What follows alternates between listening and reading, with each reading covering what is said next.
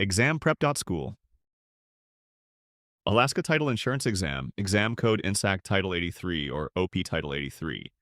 There are 6 practice exams in this series. This video covers Practice Exam 1. The first 20 questions are free. In this video, we will be covering the following major categories for Practice Exam 1.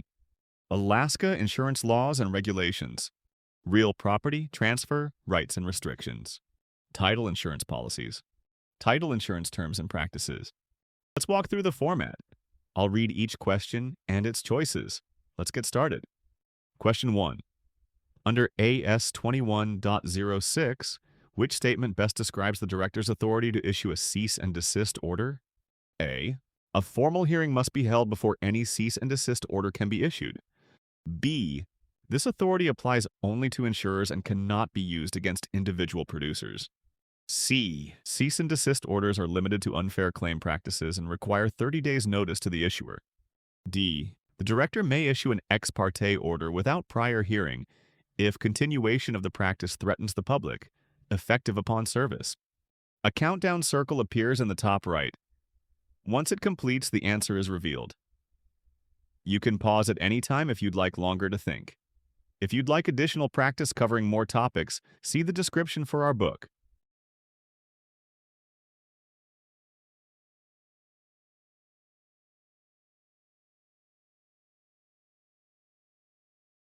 The correct answer is D. The correct answer is that the director may issue an ex parte cease and desist order without prior hearing when continuation of the practice poses a threat and it becomes effective upon service. Reason A is not correct. Requiring a formal hearing first is incorrect because the statute permits issuance without prior hearing under urgent circumstances. Reason B is not correct.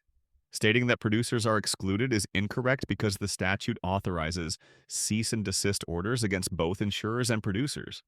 Reason C is not correct. Limiting the order to unfair claim practices with a 30-day notice period is too narrow and not consistent with the broader authority under AS 21.06. Question 2. Under AS 21.06, a producer's license may be summarily suspended without prior hearing if the licensee A. continues to employ a non-resident agent who is not licensed in Alaska, B. secures additional authority in a reciprocal state without department approval, C. changes its principal place of business without providing advance notice, D. fails to maintain the required surety bond, posing an immediate risk to policyholders.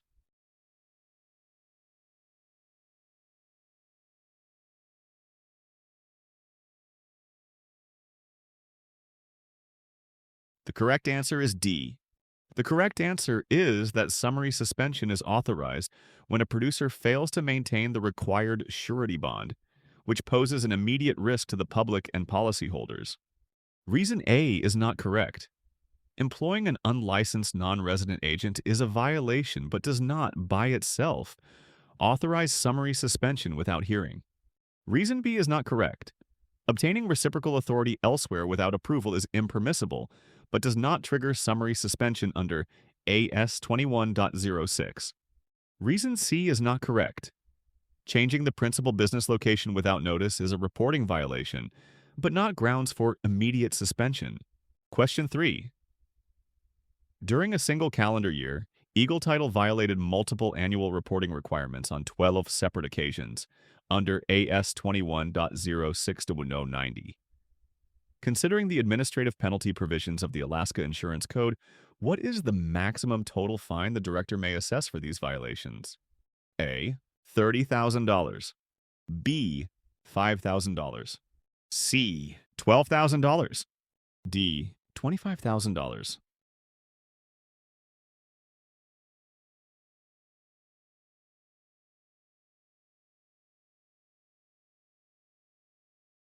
The correct answer is D. Under AS 21.06 CU90, the director may levy up to $2,500 per violation, but the total administrative penalty in a calendar year cannot exceed $25,000. Although 12 violations at $2,500 each would total $30,000. The statutory annual cap limits the assessment to $25,000. Reason A is not correct. This calculation applies the per violation maximum without accounting for the statutory annual cap. Reason B is not correct. This reflects a misunderstanding by treating the penalty as a flat annual fee rather than a per violation amount. Reason C is not correct. This value undercounts the total by using an incorrect per violation amount or miscounting violations. Question 4. Under AS 21.27 of the Alaska Insurance Laws, which individual is required to hold a title limited lines producer license to engage in title insurance activities? A. Attorney conducting title searches as part of client representation. B. Paralegal filing recorded documents for a title agency. C. Escrow officer negotiating title insurance commitments on behalf of a title insurer. D. Bank loan officer facilitating mortgage applications for prospective buyers.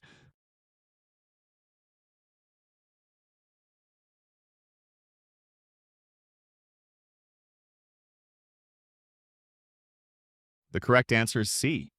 The correct answer is that an escrow officer negotiating title insurance commitments must hold a license because AS 21.27 requires anyone selling, soliciting, or negotiating title insurance to be licensed as a title limited lines producer.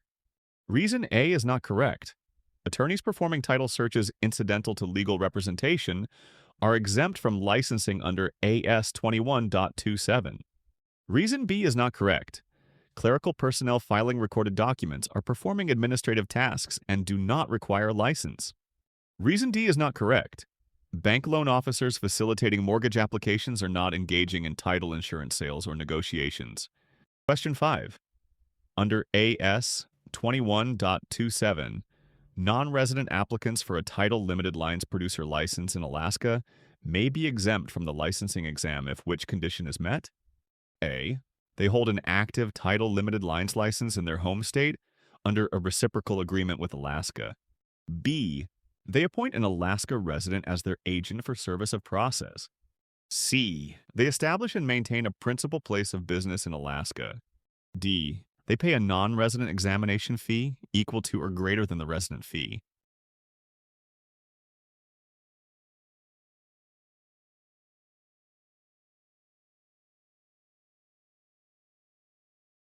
The correct answer is A. The correct answer is that non-residents with an active title limited lines producer license in their home state under a reciprocal agreement are exempt from the Alaska exam because AS 21.27 provides reciprocity for licensees from states with equivalent requirements. Reason B is not correct. Designating an agent for service of process is a non-resident licensing requirement, but does not exempt applicants from the exam. Reason C is not correct. Establishing a business location in Alaska is not required for exam exemption. Reason D is not correct. Payment of examination fees does not by itself grant an exemption from taking the exam. Question 6. Under AS 21.27.60, an individual submitting an initial application for a title producer license in Alaska must satisfy the financial security requirement. Which of the following fulfills that requirement? A. Posting a $10,000 surety bond issued by a licensed surety company. B. Submitting a certificate of errors and omissions insurance providing $100,000 coverage. C. Providing a certified audit of personal financial statements. D. Presenting a certificate of completion for a 20-hour pre-licensing course on title insurance.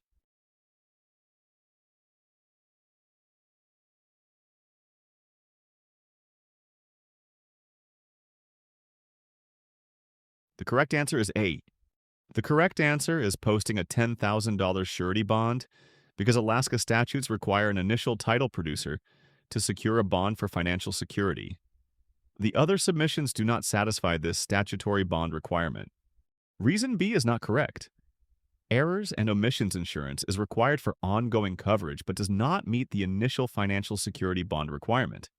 Reason C is not correct. An audited financial statement demonstrates net worth but does not substitute for the statutory bond. Reason D is not correct. There is no pre-licensing education requirement, and course completion does not satisfy financial security. Question 7. Under Alaska Insurance Statute AS 21.36, Which of the following actions constitutes a prohibited rebate in the title insurance business? A. Providing an informational pamphlet describing title insurance coverage options. B. Returning part of the paid premium to an insured after policy issuance. C. Charging the standard rate filed with and approved by the director. D. Offering a simultaneous issue credit as authorized by regulation.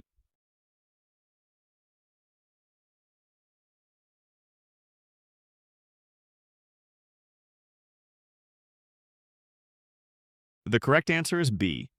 The correct answer is returning part of the paid premium, which is expressly prohibited as rebating under AS21.36, whereas the other actions are either informational or approved rate practices. Reason A is not correct. This is merely providing information and does not involve returning value or premium inducements. Reason C is not correct.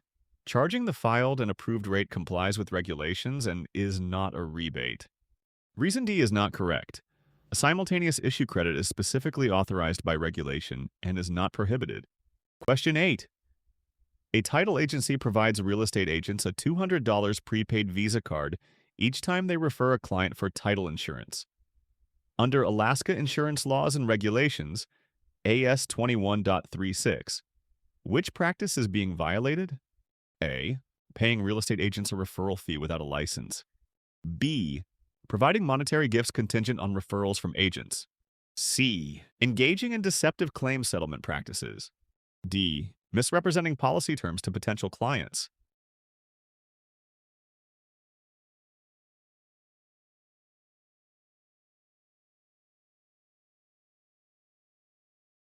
The correct answer is B. This practice breaches the prohibition on inducements tied to referrals under AS 21.36, which forbids rewarding referral sources with gifts or payments contingent on referring business. Reason A is not correct. Fee splitting or unlicensed referral fees are regulated separately and do not address inducements contingent on referrals. Reason C is not correct. Deceptive claim settlement refers to unfair handling of claims, not referral inducements. Reason D is not correct. Misrepresenting policy terms involves false statements to clients, not gifts for referrals. Question 9. Which of the following risks is insured under the standard ALTA 2006 owner's policy? A. Loss due to zoning law violations. B. Loss from encroachments not shown by public records. C. Loss from a defect in the title arising from a recorded deed. D. Loss due to fire damage to the improvements.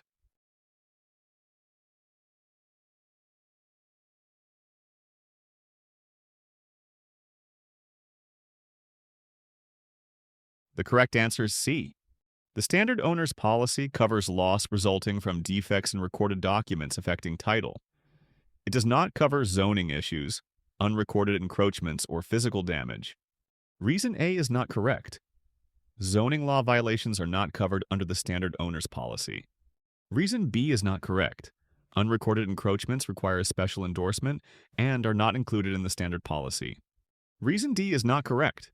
Physical damage to improvements is excluded from title insurance coverage. Question 10. Under the standard ALTA 2006 loan policy, which risk is covered? A. Loss from environmental contamination affecting property value. B. Loss due to priority of the insured mortgage over recorded liens. C. Loss from adverse possession claims by occupants. D. Loss from rights under unrecorded easements.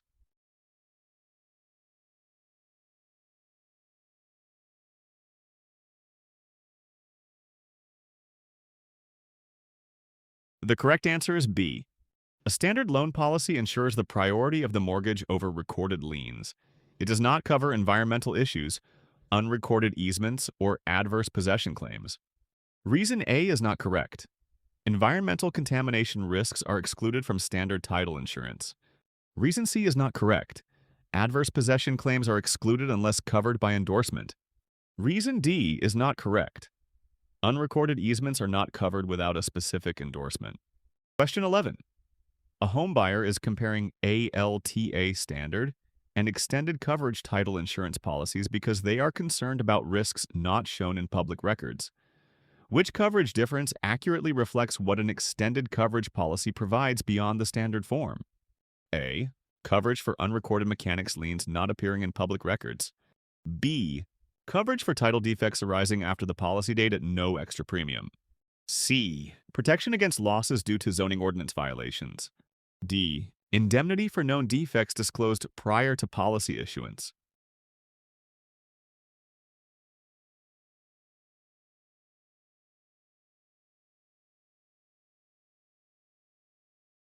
The correct answer is A.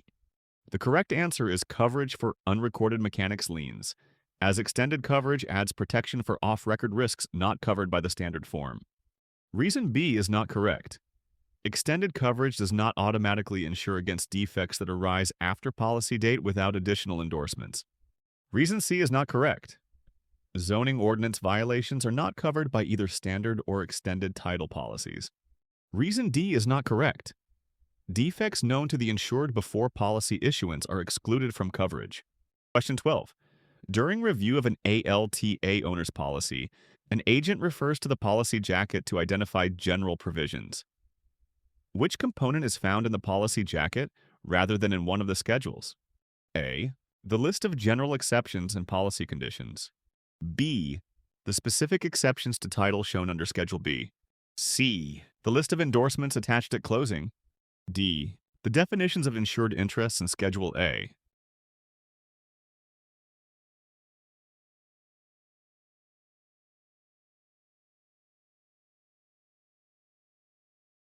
The correct answer is A.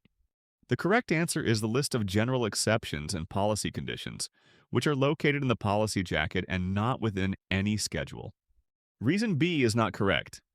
Schedule B contains specific exceptions and is separate from the policy jacket. Reason C is not correct. Endorsements are attachments added to the policy, not part of the jacket itself. Reason D is not correct. Schedule A lists insured interests and policy date, not definitions. Question 13. Under a standard ALTA-2006 owner's title insurance policy, which of the following risks related to lack of right of access is covered? A. Absence of a recorded easement across an adjacent parcel as shown in the public records. B. The insured's inability to lawfully enter the land from a public street due to an undisclosed defect in access rights. C. Physical obstructions such as fallen trees preventing entry onto the land. D. The insured's failure to maintain a private roadway serving the property.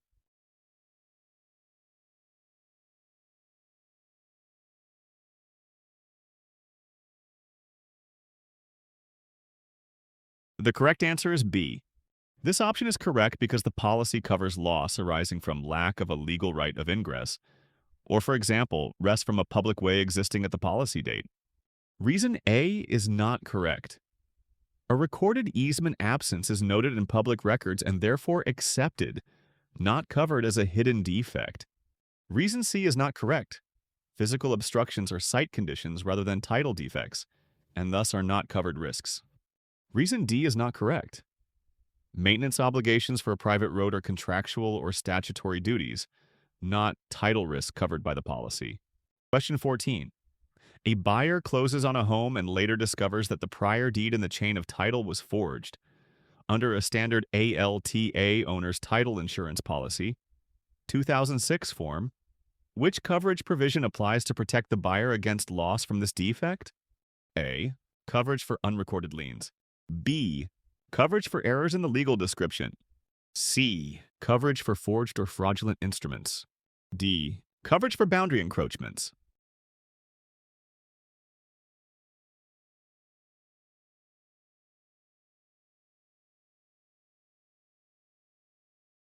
The correct answer is C.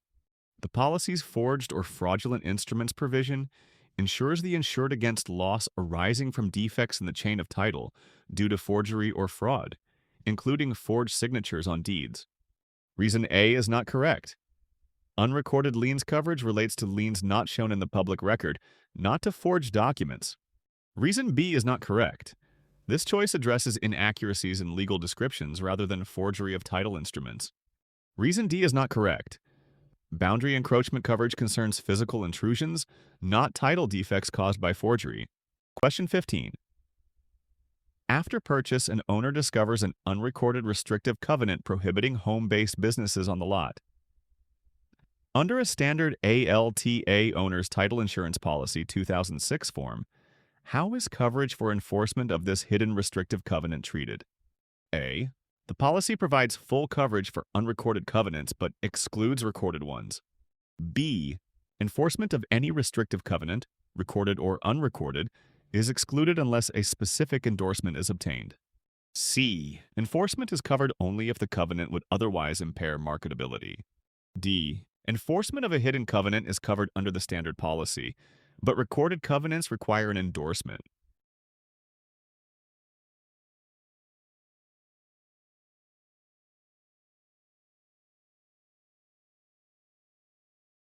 The correct answer is B.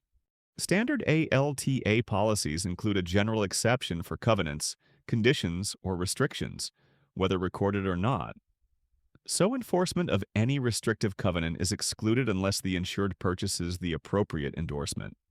Reason A is not correct.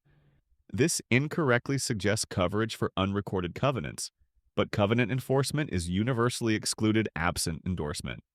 Reason C is not correct. Coverage is not tied to marketability impacts, but is excluded by policy language on covenant enforcement. Reason D is not correct. The policy excludes enforcement of all covenants. It does not distinguish hidden from recorded covenants without endorsement. Question 16. Which statement best distinguishes a general exclusion from a specific exception in an ALTA title insurance policy? A. General exclusions can be removed by endorsements upon request. Specific exceptions are unchangeable policy provisions. B. General exclusions list title defects in Schedule B. Specific exceptions are policy form exclusions that apply by default to all policies. C. General exclusions are policy provisions that exclude broad classes of risk for all insureds. Specific exceptions are individually identified, title defects listed in Schedule B. D. General exclusions apply to specific insured properties. Specific exceptions apply to all insureds municipality-wide.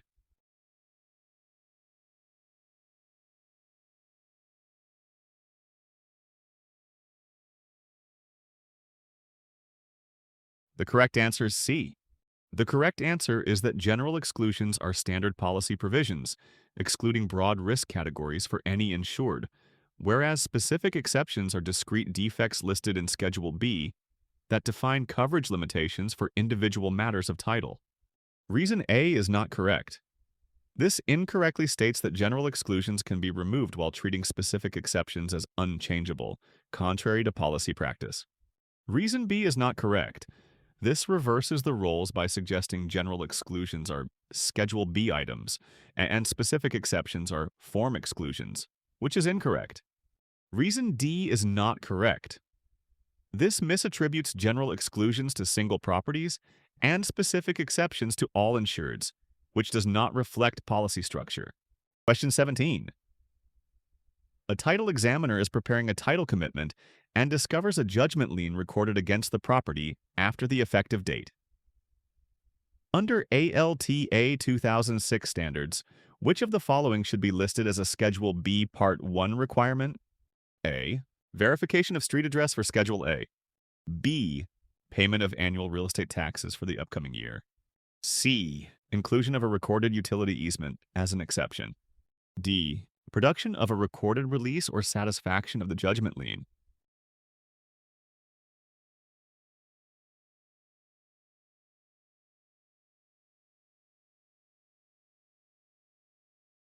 The correct answer is D. The correct answer is a recorded release or satisfaction of a lien, because Schedule B Part 1 lists requirements that must be met before policy issuance. Reason A is not correct. Street address information belongs in Schedule A, which details the insured property description. Reason B is not correct. This is not a Schedule B Part 1 requirement unless the taxes are delinquent. Current taxes are generally a Schedule B 2 exception. Reason C is not correct. Recorded easements are exceptions listed in Schedule B Part 2, not requirements in Schedule B Part 1. Question 18. A property is subject to a recorded cross easement in favor of a neighboring parcel. When drafting Schedule B exceptions to reflect this record easement, Which of the following exception clauses is most appropriate per ALTA standards? A. Rights of way for utilities not shown by survey but indicated in public records. B. Any easements or rights affecting the land as disclosed in public records. C. Easement granted to neighboring parcel recorded May 15, 1998 as instrument number 12,345 inches official records. D. Easements and encumbrances noted on Schedule A.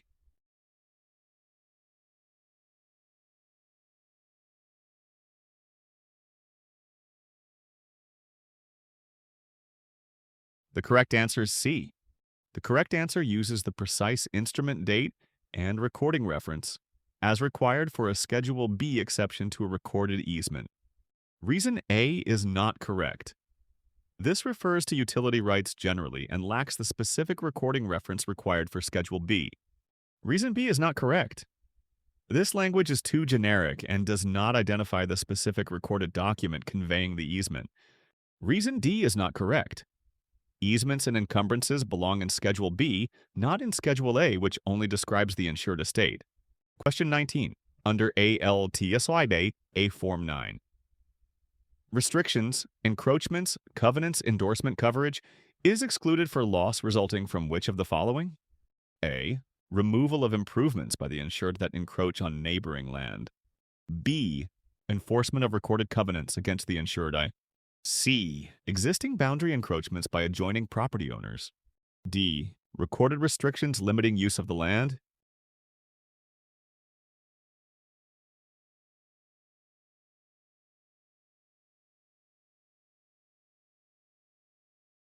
The correct answer is A. The ALTA9 endorsement specifically excludes loss arising from improvements placed or removed by the insured that encroach on adjacent property, while covering enforcement of recorded covenants, restrictions, and existing encroachments by others. Reason B is not correct. This is covered by the endorsement, not excluded. Reason C is not correct. Existing neighbor encroachments are insured under this endorsement. Reason D is not correct. Violation of recorded restrictions is within the scope of coverage. Question 20.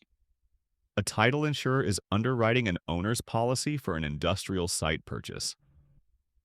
The property's environmental assessment revealed recorded environmental protection liens related to soil contamination at the time of policy issuance. The buyer requests the ALTA 8.1 environmental line endorsement. What risk does this endorsement cover? A. Protection for third-party cleanup cost. Claims by environmental agencies existing prior to the policy date. B. Coverage for property tax liens arising from environmental contamination that lack priority over a mortgage. C. Coverage against loss from enforcement of environmental protection liens recorded due to contamination at the policy date. D. Coverage for personal injury claims alleging harm from pre-existing contaminants on the property.